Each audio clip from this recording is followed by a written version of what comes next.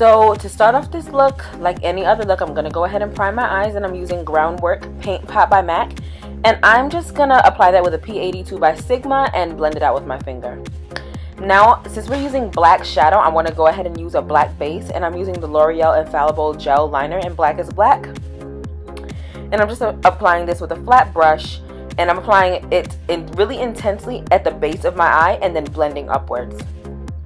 Now, just to blend out any harsh edges, I'm blending the black out with a 217 by MAC. And this is just to diffuse the edges so that it's not so harsh in the crease. And I want the color to be really, really feathered out as you go upward. So now to apply a transition color, I'm taking Milk Chocolate from the Chocolate Bar palette by Too Faced, and I'm just applying this over the orbital bone. Now for my crease color, to blend that black out even more, I'm going to be using Cherry Cordial by Too Faced, which is a really, really nice burgundy color. And I'm just going to take that color little by little, building up the intensity gradually, because I really want that maroon shade to stand out really nice. Now I'm taking a matte black shadow. This is Blackout by Urban Decay, and I'm using that on my 239 brush, and I'm applying that to the mobile lid. And again, I am applying the color little by little and gradually building up the intensity just to make sure that it's a really intense black color. And I'm just going back with the Cherry Cordial again and blending that out, because I want to keep on putting that color on to make sure that it stands out.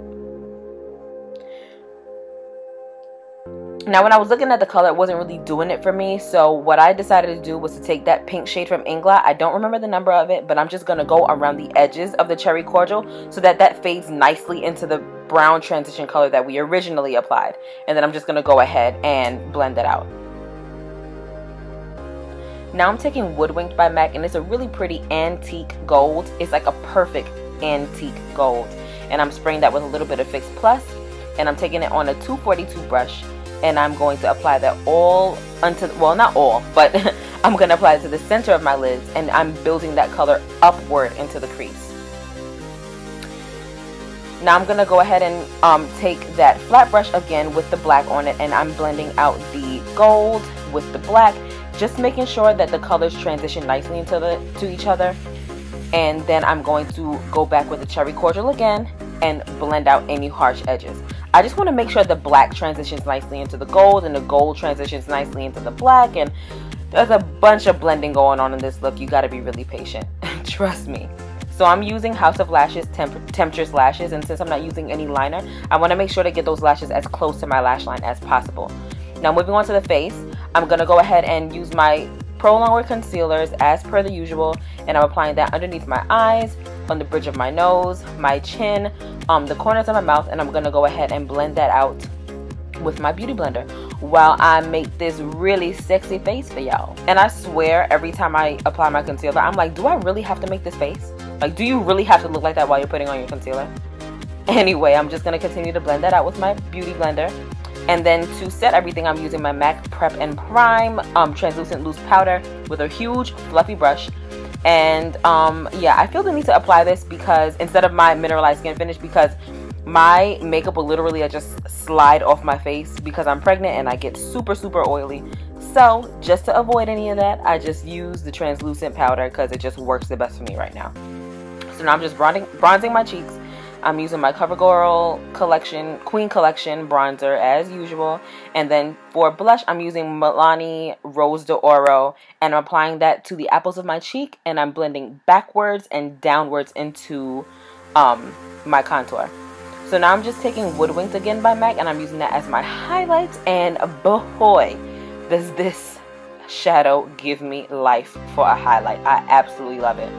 So now what I'm doing for my lower lash line is I'm basically repeating the same steps that I did for my lid.